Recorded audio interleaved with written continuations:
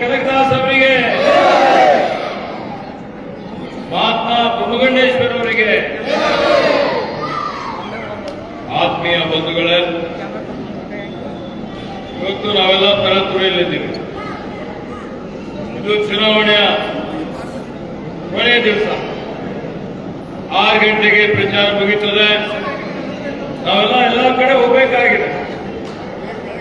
ಇವತ್ತು ಮಾಲಾ ಪಿ ನಾರಾಯಣರವರು, ಗೌತಮ್ ನಾರಾಯಣರವರು, ಅವರೆಲ್ಲ ತಂಡದವರು, ನಮ್ಮ ಬಸವ ಕಲ್ಯಾಣ ತಾಲೂಕು ಮಟ್ಟದ ಎಲ್ಲ ಬ್ಲಾಕ್ ಅಧ್ಯಕ್ಷರು, ವಿಜಯ್ ಸಿಂಗ್ ರವರು, ಆನಂದ್ ದೇವಪ್ಪ ಅವರು, ಧನರಾಜ್ ತಳಪಳ್ಳಿ ಅವರು, ನಿಮ್ಮ ಶಾಂತಪ್ಪ ಅವರು, ಚಂದ್ರಕಾಂತ್ ಅವರು, ವಿಶ್ವನಾಥ್ ಅವರು, ಶಿವರಾಜ್ ಶೆಟ್ಟಿ ಅವರು, ಮತ್ತೆ ಈಗ ಇದ್ದಂತ ಎಲ್ಲ ಅನೇಕ ದಿಲೀಪ್ ಸಿದ್ದೆ ಅವರಿದ್ದಾರೆ, ಯುವರಾಜ್ ಅವರಿದ್ದಾರೆ, ಉಪಸ್ಥಿತರಿರುವಂತ ಎಲ್ಲ ಕೋಳಿ ಕಪಿಲ್ಗ ಮತ್ತು ನಮ್ಮ ಕುರುಬಗೊಂಡ ಸಮುದಾಯದ ಎಲ್ಲ ಮುಖಂಡರುಗಳೇ, ಮನೋಜ್ ಇದ್ದಾರೆ, ಅಣ್ಣ ತಮ್ಮಂದಿರೇ, ಅಕ್ಕ ತಂಗಿಯಂದಿರೇ, ತಾಯಂದಿರೇ, ಒಂದು ಬಳಗದವರು, ನಿಮ್ಮೆಲ್ಲರಿಗೆ ಇವತ್ತಿನ ಈ ಒಂದು ಪ್ರಚಾರ ಸಭೆಗೆ ನನ್ನ ಪರವಾಗಿ, ಕಾಂಗ್ರೆಸ್ ಪಕ್ಷದ ಪರವಾಗಿ ಹಾರ್ದಿಕ ಸ್ವಾಗತ ಅವರು, ನಮ್ಮ ನಾರಾಯಣ ಅವರು ಎಲ್ಲ ಇದ್ದಾರೆ. ಆತ್ಮೀಯರೇ, ಈಗಾಗಲೇ ಮಾಲಾ ಪಿ ನಾರಾಯಣರು ಬಹಳ ಸವಿಸ್ತಾರವಾಗಿ ಮಾತನಾಡಿದ್ದಾರೆ. ಚುನಾವಣೆ ಘೋಷಣೆ ಆದ್ಮೇಲೆ ಮಾಲಾ ಪಿ ನಾರಾಯಣರವರು ಸುಮಾರು ಸಲ ನನಗೆ ಕೋಳಿ ಕಪಿಲ್ಗ ಮತ್ತು ಗೊಂಡ ಸಮುದಾಯದ ಒಂದು ಸಭೆ ಸಮಾವೇಶ ಮಾಡೋಣ ಅಂತ ಹೇಳಿದ್ರು. ಸಮಯದ ಅಭಾವ ಇತ್ತು. ಅಷ್ಟರಲ್ಲೇ ಮಾನ್ಯ ಮುಖ್ಯಮಂತ್ರಿಗಳಾದಂತಹ ಸಿದ್ದರಾಮಯ್ಯ ಅವರು, ಮಾನ್ಯ ಅಖಿಲ ಭಾರತ ಕಾಂಗ್ರೆಸ್ ಸಮಿತಿ ಅಧ್ಯಕ್ಷರಾದಂತಹ ಖರ್ಗೆ ಅವರು ಬೀದರ್ಲ್ಲಿ ಬಂದರು. ನಾವು ಬಸವ ಕಲ್ಯಾಣದಲ್ಲಿ ಒಂದು ಕಾರ್ಯಕ್ರಮ ಮಾಡಿದ್ದೇವೆ. ಹೀಗಾಗಿ ಕೊನೆಯ ದಿವಸ ಈ ಒಂದು ಸಭೆ ಆಯೋಜಿಸಲಾಗಿದೆ. ಬಹಳಷ್ಟು ವಿಷಯಗಳ ಚರ್ಚೆ ಆಗಿದೆ. ನಾಡಿದ್ದೆ ಚುನಾವಣೆ ಇದೆ. ಈಗ ನೀವೆಲ್ಲ ಆಲೋಚನೆ ಮಾಡಬೇಕಾಗಿದೆ. ನಿಮ್ಗೆ ಯಾರು ಒಳ್ಳೇದು ಮಾಡ್ಯಾರ ಅವ್ರಿಗೆ ಓಟ್ ಹಾಕ್ಬೇಕಾ? ನಿಮ್ಗೆ ಯಾವತ್ತಿಗೂ ಒಳ್ಳೇದು ಮಾಡಿಲ್ಲ ಬಿಜೆಪಿಯವರು. ಬಿಜೆಪಿಯವರು ಬಡವರ ವಿರೋಧಿಗಳು, ಬಿಜೆಪಿಯವರು ಹಿಂದುಳಿದವರ ವಿರೋಧಿಗಳು. ನಿಮ್ಗೆಲ್ಲ ಮೋಸ ಮಾಡಿದ್ದಾರೆ, ವಂಚನೆ ಮಾಡಿದ್ದಾರೆ, ಅವ್ರ ವಚನ ಭ್ರಷ್ಟ ಆಗಿದ್ದಾರೆ. ಶಿವಾನಂದ ಜಮಾದಾರವರಿಗೆ ಕೇಳ್ರಿ ನೀವು, ಯಾಕೆ ಜಮಾದಾರವ್ರೆ ಇವ್ರು ಹೇಳಿದ್ರ ಇಲ್ಲ, ನಾವು ಸರ್ಕಾರಕ್ಕೆ ಬಂದ್ರೆ ರಕ್ತದಲ್ಲಿ ಬರೆಸ್ಕೊಡ್ತೀವಿ, ನಿಮಗೆ ST ಸರ್ಟಿಫಿಕೇಟ್ ಕೊಡಿಸ್ತೀವಿ. ಹೇಳಿದ್ರ ಹೇಳಿಲ್ಲ? ಹೇಳಿದ್ರಲ್ಲ, ನಿಮ್ಗೆಲ್ಲ ಹೇಳಿದ್ರು. ಇವತ್ತು ಭಾರತದಲ್ಲಿ ಒಂದೇ ಬೇಡಿಕೆ ಇದೆ. ಕಪಿಲ ಸಮಾಜವು ಏನ್ ಬೇಡಿಕೆ ಇದೆ? ಇವತ್ತು ನಿಮ್ಮನ್ನು ಕೇಂದ್ರದಿಂದ ಪರಿಶಿಷ್ಟ ಪಂಗಡ, ನೀವೆಲ್ಲ ಬುಡಕಟ್ಟು ಸಮುದಾಯದವರು ಇದ್ದೀರಿ, ಅತ್ಯಂತ ಹಿಂದುಳಿದವರು ಇದ್ದೀರಿ. ಹೀಗಾಗಿ ನಿಮಗೆ ಪರಿಶಿಷ್ಟ ಪಂಗಡದ ಪ್ರಮಾಣ ಪತ್ರ ಕೊಡಿಸಬೇಕು ಅಂತ ಹೋರಾಟ ಮಾಡ್ತಾ ಇದ್ದೀರಿ. ನಮ್ಮ ಸರ್ಕಾರ, ಸಿದ್ದರಾಮಯ್ಯ ಸರ್ಕಾರ, ನಾನೇ ಸಂದರ್ಭದಲ್ಲಿ ಶಾಸಕರಾಗಿದ್ದೆ. ಕೋಳಿ ಕಪಿಲ್ಗ ಮತ್ತು ಗೊಂಡ ಕುರುಬ ಸಮುದಾಯ, ಇವೆರಡೂ ಸಮುದಾಯಕ್ಕೆ ರಾಷ್ಟ್ರ ಸಂದರ್ಭದಲ್ಲಿ ಪ್ರಸ್ತಾವನೆ ಮಾಡಿ ಕೇಂದ್ರಕ್ಕೆ ಕಳಿಸಿ ಇವರಿಗೆ ಇವರ ಸಾಮಾಜಿಕ, ಶೈಕ್ಷಣಿಕ, ಕುಲಶಾಸ್ತ್ರೀಯ ಅಧ್ಯಯನ ಮಾಡಿ ಇವರಿಗೆ ಪರಿಶಿಷ್ಟ ಪಂಗಡದ ಪ್ರಮಾಣ ಪತ್ರ ಕೊಡಬೇಕು ಅಂತ ಸಂದರ್ಭದಲ್ಲಿ ನಾವು ಶಿಫಾರಸು ಮಾಡಿದ್ದೇವೆ. ಆದರೆ ಬಿಜೆಪಿ ಮಾಡಲ್ಲ. 10 ವರ್ಷ ಆಯ್ತಲ್ಲ, 10 ವರ್ಷ ಆಯ್ತು ಮಾಡಿಲ್ಲ. ಯಾವ ಪರಿಶಿಷ್ಟ ಪಂಗಡ ಪ್ರಮಾಣ ಪತ್ರಕ್ಕಾಗಿ ಬಿ ನಾರಾಯಣ ಹೋರಾಟ ಮಾಡಿದ್ರು? ಈ ಜಿಲ್ಲೆಯಲ್ಲಿ ಕುರುಬಗೊಂಡ ಸಮುದಾಯಕ್ಕೆ ಪ್ರಮಾಣ ಪತ್ರ ಕೊಡಲಿಕ್ಕೆ ನಾವೆಲ್ಲ ಪ್ರಯತ್ನ ಮಾಡಿದ್ದೀವಿ ಅಂತ ಬೀದರ್ ಸಿಗ್ತಾ ಇದೆ. ಕಲಬುರಗಿಯಲ್ಲಿ ಯಾದಗಿರಿಯಲ್ಲಿ ಸಿಗ್ತಾ ಇಲ್ಲ. ಯಾವ ಪದ್ಧತಿ ನಾವು ಸರ್ಕಾರ ಮಾಡಿದ್ದೇವೆ. ಆದರೆ ಬಿಜೆಪಿಯವರು ಇವತ್ತಿಗೂ ಜೊತೆಲಿಲ್ಲ. ಅದಕ್ಕೆ ಆತ್ಮೀಯ ಬಂಧುಗಳೇ, ನಿಮ್ಮ ಭವಿಷ್ಯತ್ತಿಗಾಗಿ ಇವತ್ತೇ ಈ ರಾಜ್ಯದ ರಾಷ್ಟ್ರದಲ್ಲಿ ಏನ್ ನಡೀತಾ ಇದೆ, ಬಿಜೆಪಿಯ ಬರೀ ಸುಳ್ಳು ಹೇಳುತ್ತಿದ್ದಾರೆ. ಹಿಂದೆ ಹೇಳಿದ 10 ವರ್ಷ ಕೆಳಗಡೆ ಬಿಜೆಪಿ ಸರ್ಕಾರ ಕೇಂದ್ರದಲ್ಲಿ ಬಂತು, ಬೀದರ್ ಜಿಲ್ಲೆಯಲ್ಲೂ ಭಗವಂತ ಖೂಬಾಗೆ ಆಯ್ಕೆ ಮಾಡಿದ್ದೀರಿ, ಜನ ಮಾಡಿದ್ದಾರೆ. ಏನ್ ಮಾಡಿದ್ದಾರೆ ಅವರು? ಏನಾದ್ರು ಸಾಧನೆ ಮಾಡಿದ್ದಾರೆ? ಮಾಡ್ಯಾರ? ನಿಮ್ ಸುಖದಲ್ಲಿ ಭಾಗಿಯಾಗಿದ್ದಾರ ಭಗವಂತ ಖೂಬಾ ಅವರು? ನಿಮ್ ಕಣ್ಣಿಗೆ ಬಿದ್ದಾರ? ನಿಮ್ ಊರಿಗೆ ಬಂದಾರ? ನಿಮ್ ಅನುದಾನ ಕೊಟ್ಟಾರ? ಉದ್ಯೋಗ ಸೃಷ್ಟಿ ಮಾಡ್ಯಾರ? ಕೈಗಾರಿಕೆ ಮಾಡ್ಯಾರ? ನೀರಾವರಿ ಮಾಡ್ಯಾರ? ರೋಡ್ ಮಾಡ್ಯಾರ? ಏನ ಮಾಡ್ಯಾರಪ್ಪ? ಏನು ಮಾಡದೆ ಅವರು ಇವತ್ತು ಸುಳ್ಳು ಹೇಳಿ ಓಡಾಡ್ತಾ ಇದ್ದಾರೆ. ಅಂತವರಿಗೆ ಗೊತ್ತ ಆಗ್ಬೇಕಾ? ನೀವು ಹೇಳಿ. ಇವತ್ತು ಬರೀ ಲೂಟಿ ಮಾಡೋದು ನಡೆಸ್ತಾ ಇದ್ದಾರೆ, ಕಲ್ಲು ಗಣಿಗಾರಿಕೆ ಮಾಡಿ ಇವತ್ತು ಇಡೀ ರಾಜ್ಯದ ನೈಸರ್ಗಿಕ ಸಂಪತ್ತು ಲೂಟಿ ಮಾಡಿದ ದಾಖಲೆ ಮೊನ್ನೆ ಹೊರಗೆ ಬಂದಿದೆ. 25 ಕೋಟಿ, 106 ಕೋಟಿ ಹೊರಗೆ ಬಂದಿದ್ದು 25 ಕೋಟಿ. ಅರ್ಥ ಮಾಡ್ಕೊಳ್ಳಿ ನೀವೆಲ್ಲ.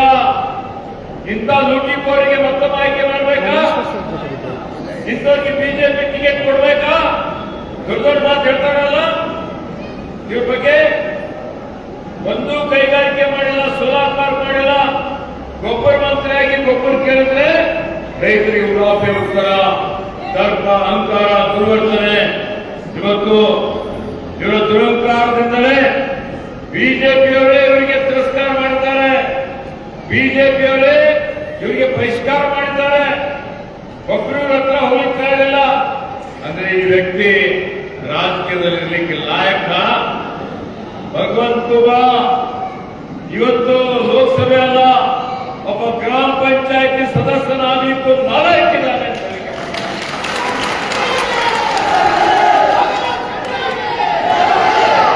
ಅದಕ್ಕೆ ಆತ್ಮೀಯ ಬಂಧುಗಳೇ, ನೀವು ನೋಡಿ, ನಮ್ಮ ಸರ್ಕಾರ ಬಂತು, ನಾವೆಲ್ಲ ಆಶ್ವಾಸನೆ ಕೊಟ್ಟಿದ್ದೇವೆ, ಭರವಸೆ ಕೊಟ್ಟಿದ್ದೇವೆ, 5 ಗ್ಯಾರಂಟಿ ಅನುಷ್ಠಾನ ಮಾಡ್ತೀವಿ ಅಂತ. ಗೃಹಲಕ್ಷ್ಮಿ ಯೋಜನೆಯಲ್ಲಿ ನಿಮ್ಮೆಲ್ಲರಿಗೆ 2,000 ಕೊಡ್ತಾ ಇದೀವಲ್ಲ. ಬಸ್ ಫ್ರೀ ಮಾಡಿದ್ದೇವೆ, ಕರೆಂಟ್ ಫ್ರೀ ಮಾಡಿದ್ದೇವೆ. ಅನ್ನಭಾಗ್ಯದಲ್ಲಿ ಒಬ್ಬೊಬ್ಬ ವ್ಯಕ್ತಿಗೆ 180 ರೂಪಾಯಿ ನಿಮ್ಮ ಖಾತೆಯಲ್ಲಿ ಜಮಾ ಮಾಡ್ತಾ ಇದ್ದೇವೆ. ನಿಮ್ಮ ಮಕ್ಕಳಿಗೆ ಯುವ ನಿಧಿ ಕಾರ್ಯಕ್ರಮದಲ್ಲಿ ಪದವಿ ಮಾಡಿದವರಿಗೆ ಉದ್ಯೋಗ ಸಿಕ್ಕಿಲ್ಲ ಅಂದ್ರೆ 3,000, ಡಿಪ್ಲೊಮಾ ಮಾಡಿದವರಿಗೆ 6 ತಿಂಗಳಿಗೆ ಉದ್ಯೋಗ ಸಿಕ್ಕಿಲ್ಲ ಅಂದ್ರೆ 2 ವರ್ಷಕ್ಕೆ 1,500 ರೂಪಾಯಿ ಹಾಕ್ತಾ ಇದ್ದೇವೆ. ಪ್ರತಿ ಪರಿವಾರದವರಿಗೆ ತಿಂಗಳಿಗೆ 5,000 ರಿಂದ 6,000, ವರ್ಷಕ್ಕೆ 50,000 ರಿಂದ 60,000 ರೂಪಾಯಿ. 1 ಕೋಟಿ ಪರಿವಾರಕ್ಕೆ ಅಂದ್ರೆ 4 ಕೋಟಿ ಜನರಿಗೆ ರಾಜ್ಯದಲ್ಲಿ ಕೊಡ್ತಾ ಇದ್ದೇವೆ. ಇಡೀ ದೇಶದಲ್ಲಿ ಎಲ್ಲಕ್ಕಿಂತ ದೊಡ್ಡ ಪ್ರಮಾಣದ ಕಲ್ಯಾಣ ಕಾರ್ಯಕ್ರಮ ಯಾರಾದ್ರೂ ಮಾಡ್ತಾ ಇದ್ರೆ ಅದು ಕಾಂಗ್ರೆಸ್ ಪಾರ್ಟಿ. ನಾವು ಮಾಡ್ತಾ ಇದ್ದೀವಿ ಅಂತ ಹೇಳಿ ಈ ಕಾರ್ಯಕ್ರಮಗಳೆಲ್ಲ ಮುಂದುವರಿಬೇಕಾ? ಇಲ್ಲ ಮುಂದುವರಿಬೇಕಿಲ್ಲಮ್ಮ? ಯಾರ್ಯಾರು ಮುಂದುವರಿಬೇಕಂತ್ರಿ? ಕೈ ಎತ್ತಿ. ಎಲ್ಲರೂ ಹೇಳ್ತಾ ಇದ್ರೆ ಮುಂದುವರಿಬೇಕು. ಮುಂದುವರಿಬೇಕು ಅಂದ್ರೆ ಯಾರಿಗೆ ವೋಟ್ ಹಾಕ್ಬೇಕು? ಕಾಂಗ್ರೆಸ್ ವೋಟ್ ಹಾಕ್ಬೇಕಾ? ಇಲ್ಲ. ಈಗ ನೋಡ್ರಿ, ಲೋಕಸಭೆಯಲ್ಲಿ ಮತ್ತೆ ಗ್ಯಾರಂಟಿ ಕೊಟ್ಟಿದ್ದೇವೆ. ಲೋಕಸಭೆ ಚುನಾವಣೆಯಲ್ಲಿ ನೀವು ಸಾಗರ್ ಖಂಡ್ರೆಗೆ ಗೆಲ್ಲಿಸಿಕೊಟ್ರೆ, ಕೇಂದ್ರದಲ್ಲಿ ಕಾಂಗ್ರೆಸ್ ಸರ್ಕಾರ ಬಂದ ಮೇಲೆ ಮಾನ್ಯ ಖರ್ಗೆಜಿಯವರು, ರಾಹುಲ್ ಗಾಂಧಿಯವರು ಗ್ಯಾರಂಟಿಯಲ್ಲಿ ಸಹಿ ಮಾಡಿದ್ದಾರೆ. ಆ ಗ್ಯಾರಂಟಿ ಪತ್ರ ಎಲ್ಲ ವಿತರಣೆ ಮಾಡಿದ್ದೇವೆ. ನಿಮ್ಗೆಲ್ಲ ಬಂದವ ಬಂದಿಲ್ಲ? ಹೊಸ ಗ್ಯಾರಂಟಿಗಳು ಬಂದವ? ನಿಮ್ ಬಂದಿಲ್ಲ ಅಂದ್ರೆ ಕೊಡ್ತೇವಮ್ಮ. ಯಾರಿಗೆ ಬಂದಿಲ್ಲ ಅವ್ರಿಗೆ ಕೊಡ್ತೇವು. ಯಾರ್ಯಾರಿಗೆ ಬಂದಿಲ್ಲ ಕೊಡ್ರಿ.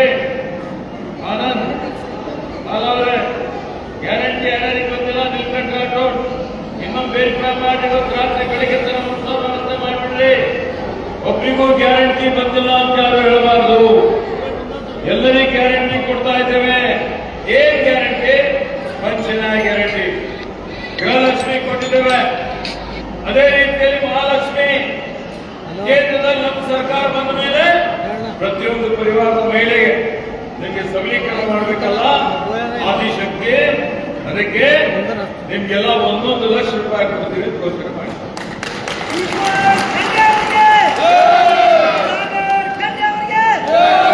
ನಿಮ್ಗೆ ಲಕ್ಷಪತಿ ಮಾಡಬೇಕು. ಯಾರು ಮಾಡಬಹುದು?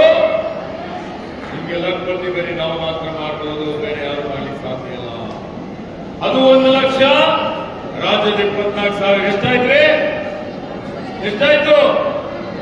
1,24,000 ರೂಪಾಯಿ. ಅದೇ ರೀತಿಯಲ್ಲಿ ರೈತರ ಸಾಲ ಮನ್ನಾ ಮಾಡ್ತೀವಿ ಅಂತ ಹೇಳಿದ್ದೇವೆ. ರೈತರು ಬೆಳೆದಂತ ಬೆಳೆಗಳಿಗೆ ಕನಿಷ್ಠ ಬೆಂಬಲ ಘೋಷಣೆ ಮಾಡಿ, ಬೆಲೆ ಘೋಷಣೆ ಮಾಡಿ ಅದನ್ನು ಕಾಯ್ದೆ ಮಾಡ್ತೀವಿ ಅಂತ ಹೇಳಿದ್ದೇವೆ. ಉದ್ಯೋಗ ಖಾತೆಯಲ್ಲಿ ಕೂಲಿ 400 ರೂಪಾಯಿ ಹೆಚ್ಚು ಮಾಡಿದ್ದೇವೆ. ಹೀಗಾಗಿ ಬಡವರಿಗಾಗಿ ಇವತ್ತು ಈ ರೀತಿಯಲ್ಲಿ ಸಾಮಾಜಿಕ ನ್ಯಾಯದ ಅಡಿಯಲ್ಲಿ ಇವತ್ತು ಜಾತಿ ಗಣತಿ ಮಾಡಿ ಸಣ್ಣ ಸಮುದಾಯಕ್ಕೂ ಸಾಮಾಜಿಕ ನ್ಯಾಯ ಕೊಡ್ತೀವಿ ಅನ್ನುವಂತ ಘೋಷಣೆ ಮಾಡಿ 5 ಪಂಚ ನ್ಯಾಯ ಗ್ಯಾರಂಟಿ ಮಾಡಿದ್ದಾರೆ. ಯುವಕರಿಗೆ ಕೌಶಲ್ಯ ತರಬೇತಿ ಕೊಟ್ಟು ಅವರಿಗೆ 1 ಲಕ್ಷ ರೂಪಾಯಿ ಕೊಡ್ತೀವಿ ಅಂತ ಯುವಕರಿಗೆ ಹೇಳಿದ್ದಾರೆ. ಆ ಯುವಕರಿಗೆ ಏನಾಗಿದೆ ಗೊತ್ತಿಲ್ಲ, ಈ ಸ್ವಲ್ಪ ಬದಲಾವಣೆ ಆಗ್ತಾ ಇಲ್ಲ. ಇಲ್ಲರ ಅವ್ರ ತಲೆಯಲ್ಲೆಲ್ಲ ಏನೋ ಒಂದ್ ಕಡೆ ಮೋದಿ ಏನ್ ಮಾಡಪ್ಪ ಗೊಂಡ ಮಾಡಿ ಅಂತ ಹೇಳಿ ಉದ್ಯೋಗನೇ ಕೊಟ್ಟಿಲ್ಲ. ಮತ್ತೆ ಯಾಕೆ ನಾವು ನಿಮ್ಗೆ 1 ಲಕ್ಷ ರೂಪಾಯಿ ತರಬೇತಿ ಕೊಟ್ಟು ಉದ್ಯೋಗ ಕೊಡುವಂತ ಒಂದು ಕಾರ್ಯಕ್ರಮ ನಾವು ರೂಪಿಸಿದ್ದೇವೆ, ಕಾಂಗ್ರೆಸ್ ಪಾರ್ಟಿ ರೂಪಿಸಿದ್ದೆ, ನೆನಪಿಟ್ಕೊಳ್ರಿ. ಇವೆಲ್ಲ ಗ್ಯಾರಂಟಿಗಳು ಬೇಕಲ್ಲ, ಮತ್ತೆ ಬೇಕು ಅಂದ್ರೆ ಯಾರಿಗೆ ಹಾಕ್ಬೇಕು? ಕಾಂಗ್ರೆಸ್ ಪಾರ್ಟಿಗೆ ಹಾಕ್ಬೇಕು, ಸಾಗರ್ ಖಂಡ್ರಿಗೆ ಹಾಕ್ಬೇಕು. ಅದಕ್ಕೆ ಆತ್ಮೀಯ ಬಂಧುಗಳೇ, ಇವತ್ತು ಈ ಭಗವಂತ ಕುಮಾರ ಕೊನೆ ಚುನಾವಣೆ ಇದು. ಆಮೇಲೆ ಗ್ರಾಮ ಪಂಚಾಯತಿ ಕೊಟ್ಟರು ಗೆಲ್ಲಲ್ಲ. ಅರ್ಥ ಆಯ್ತು? ಸುಮ್ಮನೆ ಹೊಡಾಡಿಕೆ ಉಪಯೋಗಿದೆ ಅಂತ ಅವ್ರಿಗೆ ಗೊತ್ತಾಗಿದೆ. ಜನ ತಿರಸ್ಕಾರ ಮಾಡಿದ್ದಾರೆ. ಬಿಜೆಪಿ ಸೋಲ್ತದೆ, ಕಾಂಗ್ರೆಸ್ ಗೆಲ್ತದೆ ಅಂತೇಳಿ ಭಯ ಬಂದ್ಬಿಟ್ಟಿದೆ. ಹತಾಶ ಮನೋಭಾವನೆಯಿಂದ ಬಾಯಿಗೆ ಬಂದಂಗೆ ಮಾತಾಡ್ತಾ ಇದ್ದಾರೆ.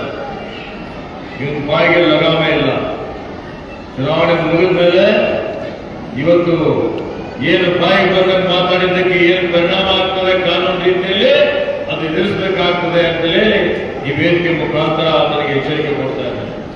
ಇದಕ್ಕೆ ಆತ್ಮೀಯ ಬಂಧುಗಳೇ, ನೀವೆಲ್ಲ ಬಸವಣ್ಣನ ನಾಡಿನಲ್ಲಿ ಹುಟ್ಟಿದವರಿದ್ದೀರಿ. ಸ್ವರ್ಗೀಯ ಬಿ ನಾರಾಯಣರವರು ಇವತ್ತು ನಿಮ್ಮೆಲ್ಲರ ವಾರಸುದಾರ. ಇವತ್ತು ಈ ಒಂದು ಸಮುದಾಯದ ವಾರಸುದಾರ. ಒಳ್ಳೆ ಸಮುದಾಯ ಇರ್ಬೋದು, ಕಬ್ಬುಲ್ಗಿಯ ಸಮುದಾಯ ಇರ್ಬೋದು, ಕೋಳಿ ಸಮುದಾಯ, ಇಡೀ ಎಲ್ಲಾ ಸಮಾಜದಲ್ಲಿ ಎಲ್ಲಾ ಸಮುದಾಯಕ್ಕಿಂತಲೂ ಹೆಚ್ಚಿನ ವಿಶ್ವಾಸಾರ್ಹತೆ, ಭರವಸೆ ಇದ್ದಂತ ಇವತ್ತು ವಚನ ಕೊಟ್ಟು ನುಡಿದಂತೆ ನಡೆಯುವಂತ ಪ್ರಾಣ ಜಾಯ್ ಪರ್ ವಚನ ನ ಜಾಯ್ ಅನ್ನುವಂತ ರೀತಿಯಲ್ಲಿ ಇವತ್ತು ತಮ್ಮ ಅಸ್ತಿತ್ವವನ್ನು ಇಟ್ಕೊಂಡಂತ ಯಾವುದಾದ್ರೂ ಸಮುದಾಯ ಇದ್ದರೆ ಅದು ಕೋಳಿ ಕಬ್ಬುಲ್ಗಿಯ ಸಮುದಾಯ.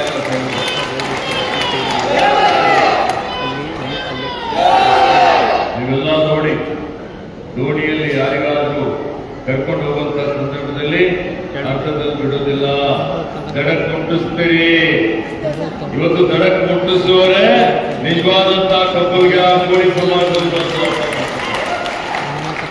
ಯಾಕೆಂದ್ರೆ ನಾನು ನೋಡಿದ್ದೀನಿ, ಇವತ್ತು ಯಾವಾಗಲೇ ಸಮಸ್ಯೆ ಬಂದಾಗ, ಸಂಕಷ್ಟ ಬಂದಾಗ ನಮ್ಮ ಸುತ್ತಮುತ್ತಲು, ನಮ್ಮ ಮನೆಯ ಸುತ್ತಮುತ್ತಲು ಯಾರಾದ್ರೂ 50-60 ಜನ ನಮ್ಮಲ್ಲಿ ತಂದವರು ಅಂದ್ರೆ ಅವರೆಲ್ಲರೂ ವಿಶ್ವಾಸಾರ್ಹತೆಗೆ ಪಾತ್ರರಾದವರು ಕೋಳಿ ಕಬ್ಬುಲ್ಗಿಯ ಸಮುದಾಯದವರು. ಇದಕ್ಕೆ ಇವತ್ತು ನಮ್ಮ ನಿಮ್ಮ ಕೋಳಿ ಇರ್ಬೋದು, ಕುರುಬಗೊಡ್ಡ ಸಮುದಾಯ ಇರ್ಬೋದು, ಅವರೆಲ್ಲರೂ ಅಭಿಮಾನಿಗಳಿದ್ದಾರೆ, ಪರಿಶ್ರಮ ಜೀವಿಗಳಿದ್ದಾರೆ, ಬೆವರು ಸುರಿಸ್ತಾರೆ, ನುಡಿದಂತೆ ನಡೀತಾರೆ, ಕಾಯಕವೇ ಕೈಲಾಸ ಅನ್ನುವಂತ ರೀತಿಯಲ್ಲಿ ಅವರು ದುಡಿದು ತಿಂತಾರೆ. ಹೀಗಾಗಿ ಈ ಹಿಂದುಳಿದ ಸಮುದಾಯಕ್ಕೆ ಇನ್ನು ಹೆಚ್ಚಿನ ರೀತಿಯಲ್ಲಿ ಇವತ್ತು ಪ್ರಾಧಾನ್ಯ ಕೊಡುವಂಥದ್ದು, ಇವತ್ತು ಅವರಿಗೆ ಸಾಮಾಜಿಕ, ಆರ್ಥಿಕ, ಶೈಕ್ಷಣಿಕ,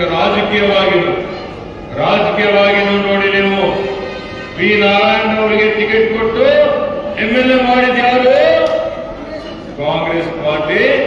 ನಾವು ಸಪೋರ್ಟ್ ಮಾಡಿದ್ದೇವೆ, ನಾನು ಮಾಡಿದ್ದೇನೆ. ಮಾಡಿದ್ದೇವೆ, ಮಾಹಿತಿ ಇದೆಯಲ್ಲ. ಅದೇ ರೀತಿಯಲ್ಲಿ ಇವತ್ತು ಮಾಲಾ ಬಿ ನಾರಾಯಣರವರಿಗೆ ಉಪಚುನಾವಣೆಯಲ್ಲಿ ಸಹಕಾರ ಮಾಡಿ ಟಿಕೆಟ್ ಕೊಡಿಸಿ ಪ್ರಯತ್ನ ಮಾಡಿದ್ದು ನಾವು ಮಾಡಿದ್ದೇವೆ, ನೆನಪಿಟ್ಕೊಂಡು. ಅದೇ ಮಾದರಿಯಲ್ಲಿ ಇವತ್ತೊಂದು ರಾಜ್ಯ ಮಟ್ಟದ ನಿಗಮದ ಅಧ್ಯಕ್ಷ ಸ್ಥಾನ ಕೋಳಿ ಸಮುದಾಯದವರಿಗೆ ಕೊಟ್ಟಿದ್ದಾರೆ, ಕೊಟ್ಟಿದ್ದಾರೆ. ನಿಮ್ಮೆಲ್ಲರ ಬೆಂಬಲ ಇರಲಿ, ನಿಮ್ಮೆಲ್ಲರ ಸಹಕಾರ ಇರಲಿ. ಸಾಗರ್ ಖಂಡ್ರೆ ನಿಮ್ಮೆಲ್ಲರ ಆಶೀರ್ವಾದದಿಂದ ಇವತ್ತು MP ಆದ್ಮೇಲೆ ಲೋಕಸಭೆಯಲ್ಲಿ ನಿಮ್ಮ ಧ್ವನಿಯಾಗಿ ಇವತ್ತು ನಿಮಗಾಗಿ 100% 24/7 ಸೇವೆ ಮಾಡ್ತಾರೆ ಅನ್ನುವಂಥ ಆಶ್ವಾಸನೆ. ಅದಕ್ಕೆ ಆತ್ಮೀಯ ಬಂಧುಗಳೇ, ಇಷ್ಟೊಂದು ಹೆಚ್ಚಿನ ಸಂಖ್ಯೆಯಲ್ಲಿ ಭಾಗವಹಿಸಿದ್ದೀರಿ. ಇವತ್ತು ಈ ಉಡಿ ಬಿಸಿಲಲ್ಲಿ ಕೂತಿದ್ದೀರಿ, ಪಾಪ ಅಕ್ಕ ತಂಗಿದ್ದೀರಿ, ನಾವು ಕೂತಿದ್ದೀರಿ. ನಮಗೆ ಬರಲಿಕ್ಕೆ ವಿಳಂಬ ಆಗಿದೆ. ಆದರೆ ಇಂಥದ್ರಲ್ಲೇನು ಇವತ್ತು ನೀವೆಲ್ಲ ಸೇರಿ ಏನಿದು ಸಭೆ ಯಶಸ್ವಿ ಮಾಡಿದ್ದೀರಿ, ಅದಕ್ಕಾಗಿ ನಾನು ಅನಂತ ಧನ್ಯವಾದಗಳನ್ನು ಹೇಳುತ್ತಾ, ಬರುವ 7ನೇ ಮೇಗೆ ತಪ್ಪದೆ ಮತದಾನ ಮಾಡಿ. 7 ಗಂಟೆಗೆ ತಾವು ಸಿದ್ಧರಾಗಿರಬೇಕು. ನಮ್ಮ ಕಾರ್ಯಕರ್ತರು ಬೂತ್ ಹತ್ರ ಇರಬೇಕು. 6:30 ಗಂಟೆಗೆ ನಮ್ಮ ಬೂತ್ ಏಜೆಂಟ್ ಏನಿದ್ದಾರೆ ತಪ್ಪದೆ ಬೂತ್ ನಲ್ಲಿ 6:30 ಗಂಟೆಗೆ ಹೋಗಬೇಕು. EVM ಮಷೀನ್ ತಪಾಸಣೆ ಮಾಡಬೇಕು. ಮತದಾರ ಪಟ್ಟಿ ಜೊತೆ ಇಟ್ಕೊಳ್ಬೇಕು. ಹೊರಗಡೆ ಕಾರ್ಯಕರ್ತರು ಇವತ್ತು ಬರೀ ನಾವು ಕೋರಿಕೆಗೆ ಓಡಾಡಿದ್ದೇವಂತಲ್ಲ, ಬೂತ್ ಗೆದ್ರೆ ಚುನಾವಣೆ ಗೆದ್ದ ಹಾಗೆ ಕಾರ್ಯಕರ್ತರು ತಮ್ಮ ಬೂತ್ ನಲ್ಲಿ ಬಹುಮತ ತೋರಿಸಬೇಕು. ಬರೀ ನಾವು ದೊಡ್ಡ ಮಟ್ಟದ ನಾಯಕರಿದ್ದೀವಿ ಅಂತ ತೋರಿಸ್ಕೊಂಡ್ರೆ ಉಪಯೋಗ ಆಗೋದಿಲ್ಲ. ನಿಮ್ಮ ಬೂತ್ ನಲ್ಲಿ ಬಹುಮತ ನೋಡ್ಬೇಕಾಗುತ್ತೆ. ನಾವು ನೋಡ್ತೇವೆ ಯಾವ ಬೂತ್ ಅಲ್ಲಿ ಏನಿದೆ ಅಂತ. ಹೊರಗಡೆ ಏನಿದೆ 20 ಕಾರ್ಯಕರ್ತರು ಒಂದು ದಿವಸ ಸಂಪೂರ್ಣವಾಗಿ ಈ ಒಂದು ದಿವಸ ಪಕ್ಷಕ್ಕಾಗಿ ನಮಗಾಗಿ ಮುಡಿಪಾಗಿಡಿ. ಯಾವುದೇ ಕೆಲಸ ಕಾರ್ಯಕರ್ತರು ಬದಿಗೊತ್ತಿ ಬೂತ್ ಹತ್ರನೇ ಇದ್ದುಕೊಂಡು ತಾವೆಲ್ಲರೂ ಸಾಯಂಕಾಲ 6 ಗಂಟೆಗೆ ನಿಮ್ಮ ಮತಗಟ್ಟೆ ಏನಿದೆ ಅದರಲ್ಲಿರುವಂತಹ EVM ಮಷೀನ್ ಸೀಲ್ ಆಗಿ ಇವತ್ತು EVM ಮಷೀನ್ ತೆಗೆದುಕೊಂಡು ಹೋಗುವವರೆಗೆ ಅಲ್ಲೇ ನಿಂತು ಅದನ್ನು ಸಾಗಿಸಿ ಮನೆಗೆ ಬರಬೇಕು. ಮಾಡ್ತೀರಾ? ಇಷ್ಟು ಮಾಡ್ತೀರಾ? ನಮ್ಮ ಕ್ರಮ ಸಂಖ್ಯೆ 3 ಇದೆ. 3 ಎಷ್ಟಿದೆ? 3 ಇದೆ. ಕ್ರಮ ಸಂಖ್ಯೆ 3 ಚಿಹ್ನೆ ಹಸ್ತದ ಮೇಲೆ ತಾವು ಬಟನ್ ಒತ್ತಿ ಸಾಗರ್ ಖಂಡ್ರೆಯನ್ನು ಪ್ರಚಂಡ ಬಹುಮತದಲ್ಲಿ ಗೆಲ್ಲಿಸಬೇಕು ಅಂತ ಮತ್ತೊಮ್ಮೆ ವಿನಂತಿ ಮಾಡಿ ನಿಮ್ಮೆಲ್ಲರಿಗೆ ಶುಭವನ್ನು ಹಾರೈಸಿ ನನ್ನ ಮಾತು ಮುಗಿಸ್ತಾನೆ. ಜೈ ಹಿಂದ್, ಜೈ ಕರ್ನಾಟಕ.